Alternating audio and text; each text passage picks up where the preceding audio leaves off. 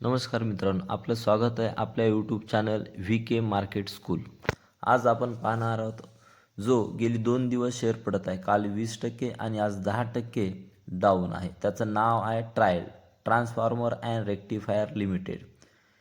या कंपनीमध्ये गेली 2 दिवस लोअर सर्किट लागण्याचं कारण आहे वर्ल्ड बँकेची नोटीस. पण कंपनीचं सांगणं आहे की यामध्ये कंपनीमध्ये काहीही इश्यू नाही. मार्केट कॅप चांगला आहे 8,480. करंट प्राईस आहे 282. हाय गाठला होता 52 वीकचा 650 आणि लो आजचा आहे 282. स्टॉकचा पी थोडासा जास्त आहे 34.1.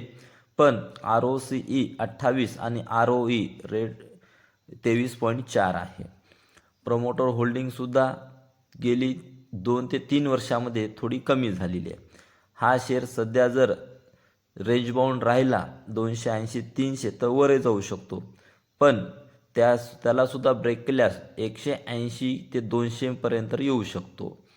CAGR सुद्धा 251% आहे गेली 3 वर्ष. आणि प्रमोटर होल्डिंग 3 वर्षामध्ये 10% कमी झालेली आहे. यामध्ये आपण सेल्स ग्रोथसुद्धा बघितली तर खूप चांगली आहे.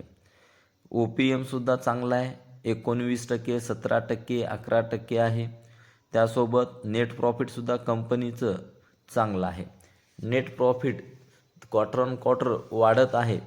या शेवटच्या क्वार्टरमध्ये थोडंसं कमी झाल्यामुळे कंपनीचा जो शेअर आहे थोडा खाली आलेला आहे. यामध्ये नेट प्रॉफिट आहे 216, त्यानंतर 254. EPS अर्निंग पर शेअर आहे 8.33.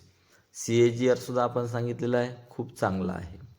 यामध्ये रिझर्व पाहायला गेलं कंपनीकडं तर वाढत चाललेलं आहे 2023, 24, 25 अनुक्रमे 380, 540 आणि 1222 आहे.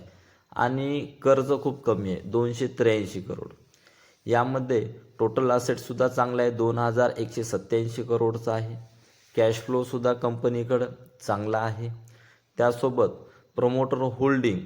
प्रमोटर होल्डिंगसुद्धा चांगली आहे 50%पेक्षा जास्त असणे खूप चांगली आहे. तर या कंपनीकडं गेली 2 वर्ष 64.36 आहे.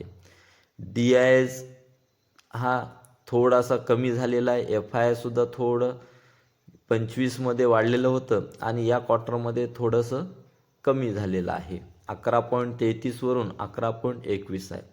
तर आपण रिकमेंड करत नाही सेल किंवा बायसाठी. धन्यवाद. सबस्क्राईब करा.